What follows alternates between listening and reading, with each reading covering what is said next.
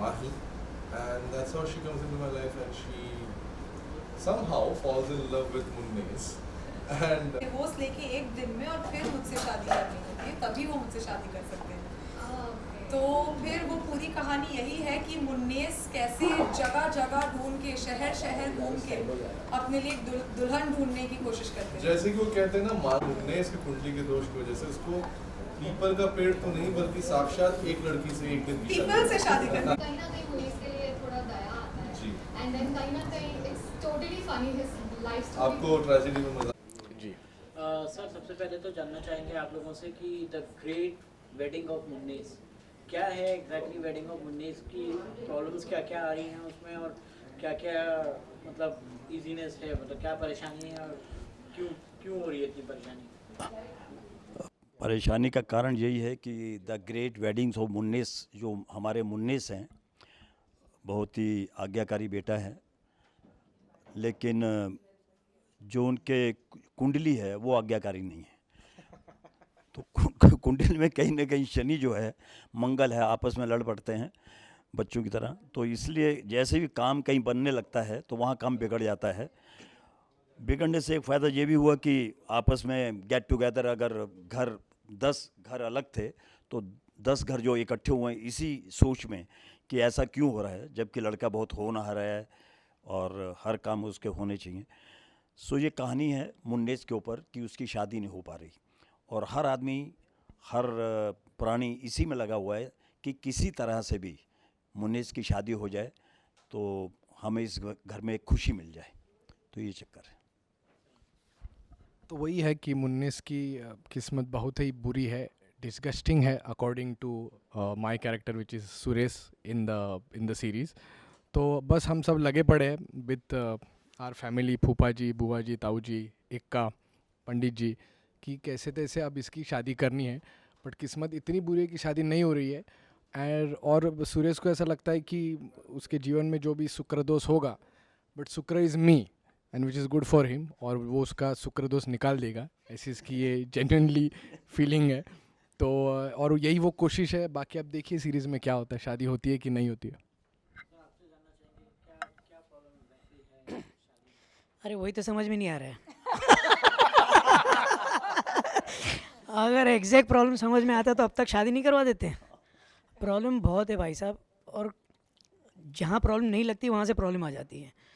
सिर्फ आपसे एक रिक्वेस्ट है, अगर आपके ध्यान में कोई आपका ड्राइवर कोई है घर में, उसकी बेटी है या उसकी बहन है, कोई अगर आपके ध्यान में है तो बताना, कुंडली हम आपको भिजवा देंगे, पंडित जी कुंडली मिलवा लेंगे, है ना।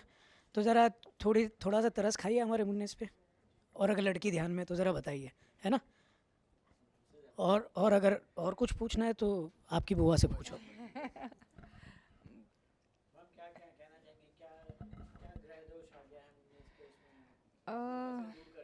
देखो, मुझे अब ना बहुत सारे लोगों से बात करके मुझे अब ये लग रहा है कि दोष मुन्नेस में नहीं है अकेले। हाँ, मुन्नेस तो रिप्रेजेंट कर रहा है आजकल जो इंडिया के लड़कों की हालत है उनको। एक मुन्नेस के थ्रू हम दिखा रहे हैं कि कैसे मुन्नेस की तरह लड़के कोशिश कर रहे हैं। एक रिश्ते में कुछ प्रॉब्लम आती है, कभी रिश्ता मुन्नेस को मना करता है, कभी मुन्नेस रिश्ते को नहीं कहता है। तो ये चक्रव्यूह है, इसलिए अकेले मुन्नेस कर रहे हैं सब। मुन्नेस की कुंडली में कोई दोष नहीं है। उसको तो बहुत अच्छी लड़की मिलेगी, मिल भी गई होगी शायद, मैं नहीं बता सकती, पर वैसी जैसी लड़की उसने देखी है, जो जैसी लड़की उसको प्यार करती है वो तो किस्मत वालों को मिलती है। तो कैसे कुंडली खराब है? सब बढ़िया है, सब ये पंडित जी बोलते सब बढ़िया है। पंडित जी का क्या है, आपको मालूम ही है ना पंडित क्या होते हैं। सॉरी, ये तो लाइन हटा देना, पंडित लोग घर में मेरे पथराव कर देंगे नहीं तो। अगर मैं ये डाल दिया तुमने कि ये इन पंडित जी के लिए है जो कि हमारे कैरेक्टर हैं। आप देखेंगे तो इनका कैरेक्टर बहुत मज़ेदार है, और ये इनकी ही एक्चुअली चाल है कि मुन्नेस आखिर तक जो है बेचारा लड़कियां ढूंढने में लगा हुआ है और इनका घर चलता रहे। बाकी सब बढ़िया है, आप देखिएगा सीरीज, सब बढ़िया है। तो हाँ, यही है, हम मुन्नस भैया की शादी कराने की कोशिश कर रहे हैं, लेकिन ये किसी को नहीं पता है फेक आईडी से भी वो तो रिजेक्ट हो चुके हैं। मतलब हाँ, 2 बार मेरे दोस्तों ने ही बना के भेजी थी वो उनको, उन्होंने भी रिजेक्ट कर दिया। अब ऐसी बात नहीं है, दिल के बहुत अच्छे हैं भैया वो, he is beautiful from inside, so वो वाली बात है। तो अब जो भी है, मैं तो बहुत कोशिश कर रहा हूँ, हम सब ने बहुत कोशिश करी है, बाकी देखते हैं। तो इक्का मेरा नाम है, हाँ वो तो बताना ही भूल गया, इक्का मेरा नाम है और इक्का ब्लॉग्स मेरा यूट्यूब चैनल है, तो आप सब्सक्राइब कीजिएगा उसे। That's it. सर देखा जाता है कि मतलब कि शादियाँ जब होती हैं तो एक फैमिली पूरी गेट टुगेदर होती है। रियल लाइफ में आप लोगों से जानना चाहेंगे कि आप लोग की फैमिली में भी कभी कोई फूफा होगा, कोई ताया होगा, मतलब कोई ना कोई वजह उनको शादी में आप लोगों की कुछ पसंद नहीं आया हो, या कुछ ऐसा हुआ हो आप लोगों के साथ, कुछ ऐसी दुर्घटना घटी हो, क्या कहेंगे उसको? मैं बहुत स्मार्ट थी, मैंने इसीलिए किसी रिश्तेदार को ही नहीं बुलाया, सिर्फ मैंने और मेरे हस्बैंड ने मिलकर इस्कॉन में अपने बस 2 करीबी रिश्तेदारों को बुलाकर उन ससुराल से और मायके से निपटा दी शादी। हाँ, तो फिर इस्कॉन वालों को बुरा लगा होगा। नहीं देखिए, जब शादी होती है तब एटलीस्ट 90% लोग होते हैं वो खुश नहीं होते हैं। कहीं ना कहीं आपको तो खोट निकालनी है ना कि ये अच्छा नहीं था, वो अच्छा नहीं था, लेकिन वो मायने नहीं रखता। मायने ये रखता है कि जिसकी शादी हो रही है वो दोनों खुश है कि नहीं, वो दोनों फैमिलियाँ खुश है कि नहीं। और मेरे ख्याल से मेरी शादी में मेरे दोनों साइड की फैमिलियाँ खुश हैं और मैं और मेरी बीवी खुश हैं। बाकी जिसको जो बोलना है बोले। हाँ, मतलब मैंने जितना देखा है, जितनी शादियाँ हुई है हमारी फैमिली में, हाँ, तो मतलब 70% लोग तो खाना खाने ही आते हैं और खाना खा के भी बोलते हैं कि यार खाना बहुत गड़बड़ था यार, मज़ा नहीं आया। तो ये तो बहुत कॉमन है। हाँ, तो ये तो होता ही है जो मैंने देखा है। खैर, ये जब शादी होती है तो जिन्हें गिले शिकवे दूर करने होते हैं उनका एक बहाना मिल जाता है कि ये मौका अच्छा बदला लेने का, तो कोई ना कोई बहाना फूफा चाचा मामा जो भी हैं वो आके शादी में कुछ ऐसी चीज़ निकालेंगे कि उसको ऐसा और मुझे ऐसा। तुम्हारे ये मतलब दामाद अगर बड़े दामाद है तो छोटे दामाद जो हैं उनसे कंपेयर करेंगे आपस में। तो ये गिले शिकवे जो हैं वो यहाँ के वो निकालते हैं, अपनी दुश्मनी बाहर निकालते हैं। ये अक्सर होता है और ये तो कॉमन बात है। खाने में उतना मज़ा नहीं आया, चाहे बेचारा बाप का दम निकल गया हो खाने में। इसका एक ही सॉल्यूशन है, आप खाना रखो ही मत। शादी में बुलाओ, बोलो हाँ सब परिवार आओ।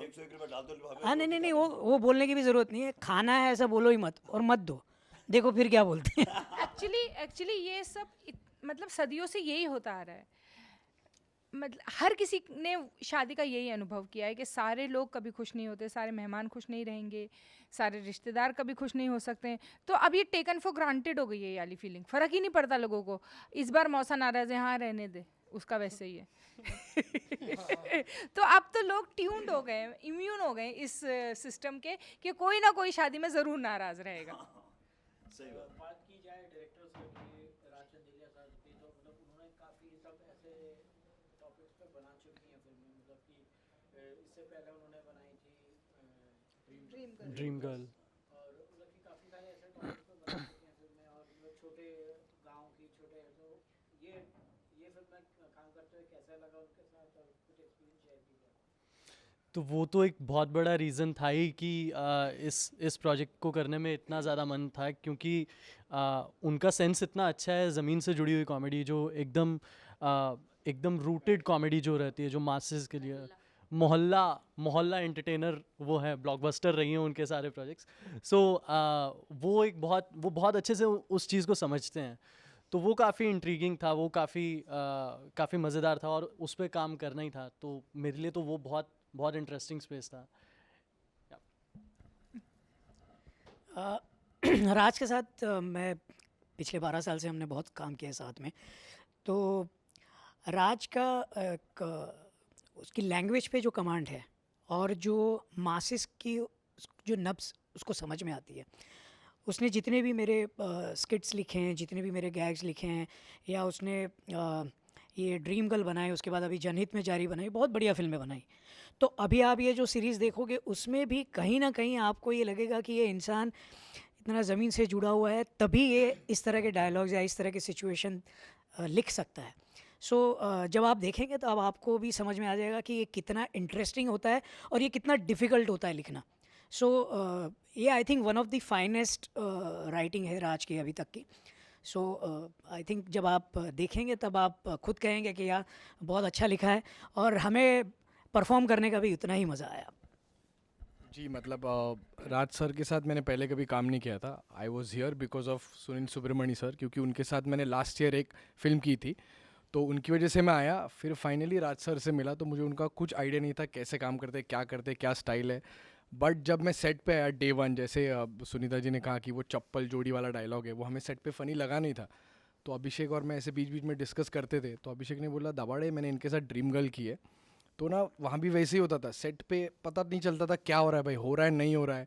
बट बाद में इतना क्लिक हुआ वो जब फिल्म आई, तो एकदम सही है. बहुत ही ज़मीन से जुड़े हुए वो लिखते हैं ना. जैसे मैं उनके फेसबुक पे हूँ अभी, तो उन्होंने एक रिसेंटली कुछ पोस्ट किया था कि एक सेलिब्रिटी की शादी में सिर्फ 50 लोग थे, उतने तो हमारे यहाँ पे नाराज़ होते हैं, ऐसे उसने लिखा था. तो ये इनकी ब्रिलियंट राइटिंग है कि जो आम आदमी को पसंद आएगी. So that is the USP of the show. तो ये तो शो आपको देखना ही है और आपको पसंद आएगा भी definitely. So hats off to Raj Sandela sir, Sunil Subramanya sir and art writer Shobhit Sinha. ये फैक्ट है कि राज जी की जो कॉमेडी सेंस है बहुत कमाल की है.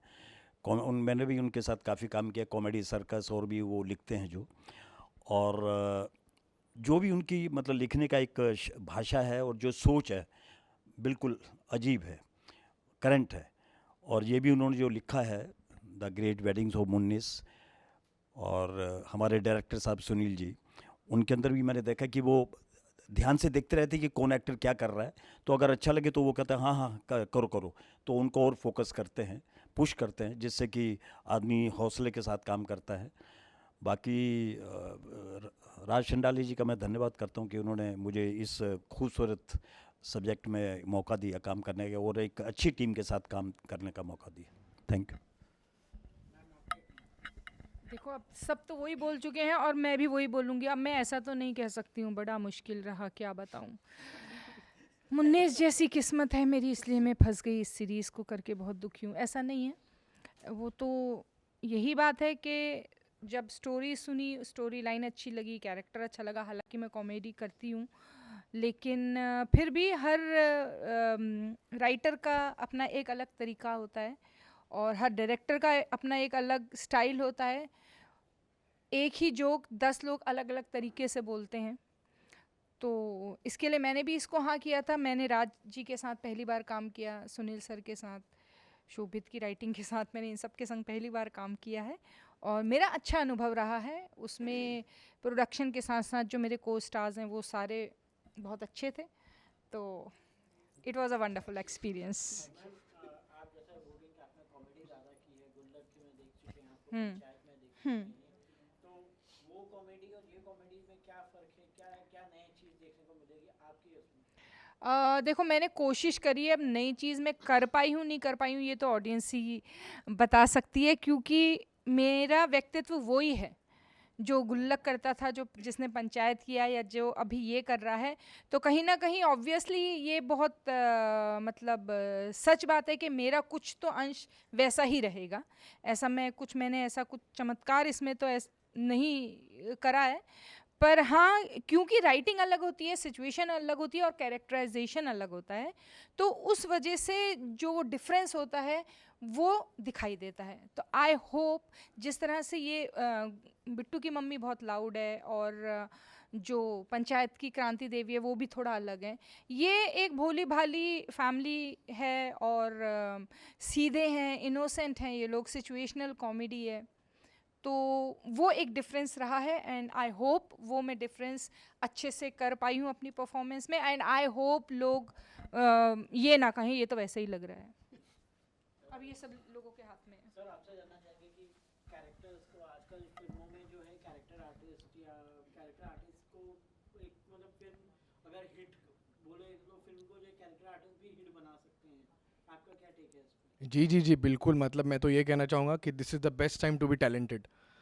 ये बेस्ट टाइम है टू बी टैलेंटेड. अगर आप में टैलेंट है, स्किल है अच्छा, this is the best time. Because आप देख रहे हो OTT पे, अभी आपने सुनीता जी की बात की, पंचायत, गुल्लक, कितने लोगों ने देखा, लोगों को मज़ा आया, लोगों ने काफ़ी तारीफ़ें की. सो ये जो अभी कंटेंट का दौर चल रहा है तो उसके लिए एक्टर्स भी अच्छे चाहिए. सो ये कैरेक्टर आर्टिस्ट के लिए definitely is a good news, और मुझे बहुत अच्छा लग रहा है। मेरे बहुत करीबी दोस्त भी जो कि बहुत अच्छे एक्टर्स थे सालों से, अब वो OTT पे इतना झलक रहे हैं, अच्छा काम कर रहे हैं। So definitely it's really a good thing. Sir take तो यही है कि जो मौके पहले नहीं मिलते थे अभी मिल रहे हैं, और हर एक्टर को मिल रहे हैं। सो जब आप एक काम के लिए जो लोग तरस रहे थे, अच्छे काम के लिए तरस रहे थे, वो उनको मिल रहा है, और वो उनको अपना ड्यू मिल रहा है। मैंने जितना भी टेलीविज़न में काम किया है या मैंने फिल्में की हैं, जब मैं दूसरे एक्टर से मिलता हूँ और वो अपनी स्ट्रगल बताते हैं, तब मुझे ऐसा लग रहा था कि यार ये लोग इतनी स्ट्रगल करें, इतने सालों से इंडस्ट्री में कुछ अपना एक मुकाम बनाने की कोशिश कर रहे हैं, उन्हें काम नहीं मिल रहा। लेकिन अभी वही जब वो लोग मिलते हैं मुझे वापस, तो कहते हैं कि सर हम बहुत खुश हैं, हम 30 दिन में से 25 दिन काम कर रहे हैं और अच्छा काम कर रहे हैं। तो बहुत सारे एक्टर्स हैं जिनको उनका ड्यू मिल रहा है, और ये सबसे बड़ी और सबसे अच्छी बात है कि सब अब घर पे नहीं बैठे हैं, किसी को EMI की टेंशन नहीं है, अपना काम कर रहे हैं, अपना एक मुकाम बना रहे हैं, पैसे कमा रहे हैं और नाम बना रहे हैं। सो ये बहुत अच्छा टाइम है एक्टर के लिए। जैसे इसने कहा, आकाश ने कहा कि कैरेक्टर आर्टिस्ट को अभी उसका ड्यू मिल रहा है, और टैलेंटेड होना बहुत बड़ी बात है। बहुत सारे लोग टैलेंटेड हैं लेकिन उन्हें काम नहीं मिलता, लेकिन अभी ऐसा है कि जितने भी टैलेंटेड हैं उन सबको काम मिल रहा है, और ये मिलना चाहिए क्योंकि वो डिज़र्व करते हैं। पंडित जी, आपसे जानना चाहेंगे कि मतलब बोल सकते हैं कि आप एक विलेन के तौर पे इस वेब सीरीज में दिख सकते हैं, क्योंकि आप प्रभु मैं विलन के तौर पे नहीं, तो विलन के तौर पे आज खुद विलन साहब आए नहीं, वो हमारे ताऊ जी हैं, उनको शायद बोलेंगे, क्योंकि वो जब भी वो शब्द बोलते हैं कड़वे बोलते हैं, करेले की तरह। लेकिन जैसे अभी आप कैरेक्टर की बात कर रहे थे, मैं बताऊं, कोई भी आर्टिस्ट जो है ना, शक्ल से नहीं पहचाना जाता, टैलेंट से पहचाना जाता है, और वही है। और एक आर्टिस्ट को अगर प्लेटफॉर्म ना मिले, मौका ना मिले, तो वो तब तक अपना जो टैलेंट है दिखा नहीं पाता। तो जैसे भी आपने क्वेश्चन किया था, बहुत अच्छा किया था। जो करेक्टर रोल हैं वही कई हीरो को भी वही बनाते हैं। एक अच्छी मूर्ति जो है वो दुनिया जो हार पहनाती है उन्हें दिखाती है, जो उसके एंगल लगे होते हैं, जो जिस पे वो टिकी हुई है, वो उसका जो सहारा है वो उसी पे टिकी रहती है। तो ऐसे करेक्टर जो रोल है, करेक्टर रोल जो है, करेक्टर आर्टिस्ट जो है, वो काफ़ी दमदार होते हैं, जिससे कि बाकी पूरी स्टोरी जो है, पूरा मोहल्ला जो है, पूरा फैमिली जो है, वो टिकी रहती है। ऐड करना चाहूँगा जस्ट एक ये बहुत अच्छा डेवलपमेंट हुआ है कि अभी तक वही एक्टर्स एक ही तरह के रोल करते जाते थे, लेकिन ये बहुत अच्छा चेंज है कि अब उन पे भी एक्सपेरिमेंट किए जा रहे हैं, और वो अलग अलग तरह के, तो उनका स्पेक्ट्रम जो है वो वास्ट हो गया है। ये एक बहुत अच्छा डेवलपमेंट है। तो एक्टर के लिए होता है ना कि आप टाइपकास्ट हो रहे हो, तो आपको कुछ अलग करना है जो पहले मौका नहीं मिलता था लेकिन अब मिल रहा है। तो एक एक्टर को अपनी वर्सेटिलिटी दिखाने का एक मौका मिल रहा है, जो बहुत अच्छी बात है। करेक्ट। मतलब पहले कुछ मेरे दोस्त एक्टर्स है, पहले ऐसा होता था कि यार फिल्में करनी है, यार अच्छी फिल्में करनी है, बट यार मिल नहीं रही है। अब लोगों को फिल्मों का भी इतना नहीं, एक्टर्स को जेन्युइनली OTT पे अच्छा काम मिल रहा है, लोग खुश है बिकॉज वहाँ पे क्रिएटिव सेटिस्फैक्शन है। तो ये भी चीज़ें हो गई है because of OTT, so it's a good thing. Sir lastly आप लोग क्या मैसेज देना चाहेंगे इस फिल्म को? परेश जी आ गए। तो देखना मत भूलिएगा the great weddings of Munnes, only on Voot Select 4th August 2022।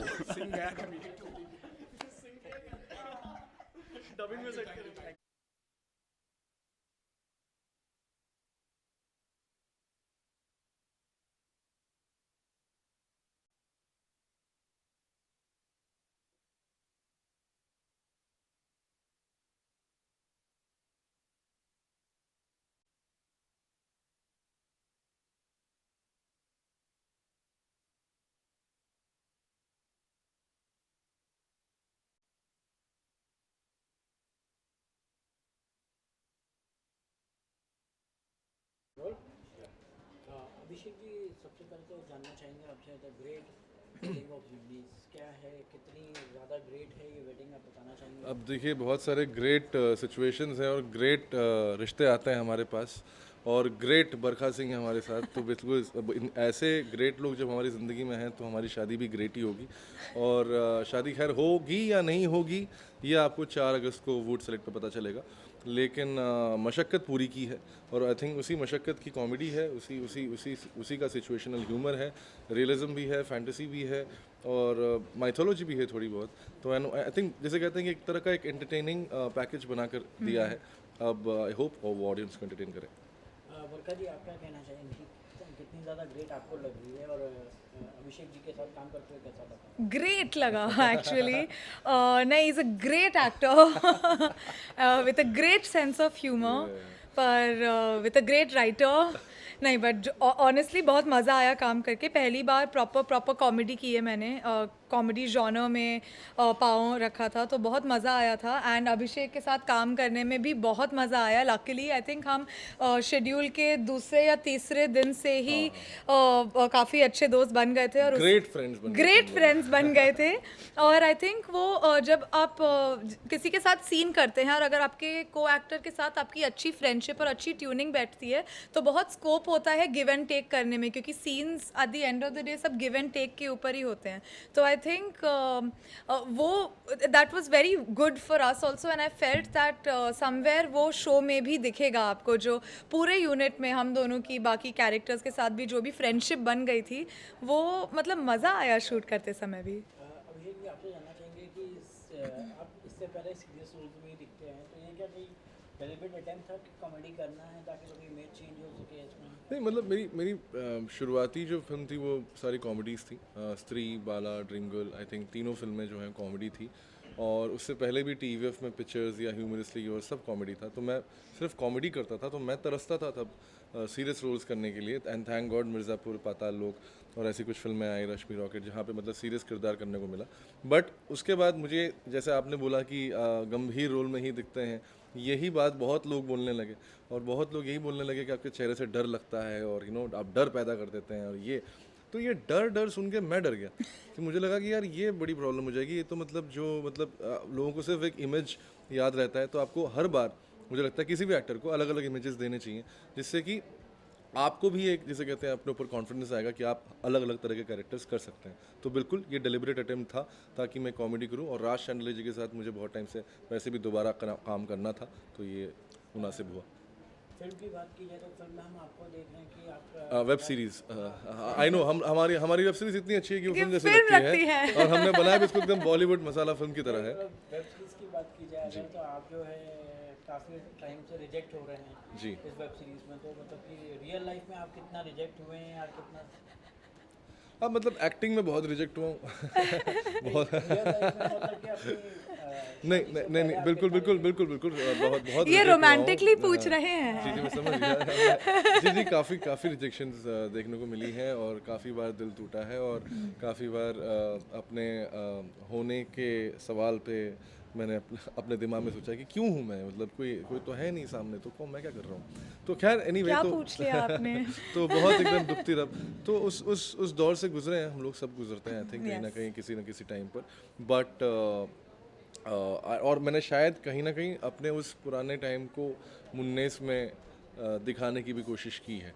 तो बस। वर्षा जी, आपसे जानना चाहेंगे आप कितना लव में बिलीव करती हैं? और मतलब आई रियली, मतलब मैं बहुत बिलीव करती हूँ लव में, और जितना इम्पोर्टेंट लव होता है उतना ही इम्पोर्टेंट हार्ट ब्रेक भी होता है। एंड जैसे उन्होंने बहुत खूबसूरती से कहा, everyone has gone through it, सबका दिल टूटा है। एंड वो आप कैसे उस वे में से निकलें, कैसे ग्रो करते हैं, वो भी मैटर करता है। वो आपको मैच्योर बनाता है, वो आपको मैच्योर आपके दिल कांच से, मतलब पत्थर जो है वो ब्रेकअप्स बनाते हैं एकदम। राज शांडिल्य जी की बात की जाए तो डायरेक्टर, तो उनके साथ काम करके आपने तो दोबारा काम किया है उनके साथ, तो आपसे जानना चाहेंगे कि आप कितना ज़्यादा एक्साइटेड थी उनके साथ काम करके? मैं बहुत एक्साइटेड तो थी, पर मज़े की बात बताऊं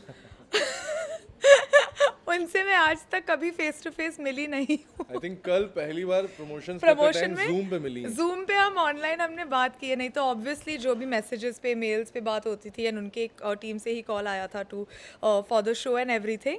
तो वैसे बट पर्सनली मतलब हम लोग एक्चुअली आज तक फिजिकली मिले नहीं, और हमने एक पूरा शो बना दिया है साथ में। But that also shows the kind of conviction Raj Shandilya ji को है, मतलब कि कन्विंस्ड है तो उनको ज़रूरत नहीं है मिलने हाँ, की और नहीं देखने तो की, मतलब कभी ऐसे बहुत रेयर होता है जो Exactly, बिना मिले कोई अपने प्रोजेक्ट को लेके ट्रस्ट करता है एक्टर्स को। आपके हिसाब से इस वेब सीरीज़ की यूएसपी क्या रहेगी और मतलब लोग क्यों देखना चाहिए ये फिल्म और क्या मैसेज देना चाहेंगे आप दोनों अपने फैंस को? आई थिंक यूएसपी तो यही रहेगी कि कॉमेडी है, रियल है, बहुत रिलेटेबल है, हर किसी को कुछ कुछ चीज़ इस शो में रिलेट करेगी। और इसकी यूएसपी ये है कि एक नहीं बट काफ़ी सारे सोसाइटी में हमारी जो चीज़ें होती हैं उनके बारे में भी चर्चा की गई है, लेकिन ऐसे सिखाने के टाइप के तरीके से नहीं, लेकिन ऐसी मजाक में बातें को कवर किया है, तो वो थोड़ी अच्छी बात लगी मुझे। और रिलेटेबल कहानी है, हर पड़ोस में परिवार में कोई ना कोई मुन्नेस है। तो आप जब वो शो देखेंगे तो आप समझ जाएंगे हम क्या कह रहे हैं कि मतलब ये हर जगह पे शादियां तो बहुत ही जैसे कहते हैं कॉमन सी एक त्यौहार है, हमारे हर घर में मनाई जाती है और बहुत ही जैसे कहते हैं पैशन के साथ मनाई जाती है। तो उसके अराउंड जो है वो कहानी है। तो आई एम श्योर कि आप और आपके घर वाले या आपके दोस्त, आपके पड़ोसी, सब लोग जो हैं इस शो से रिलेट करेंगे और यही इसकी यूएसपी है। Thank you. Thank you.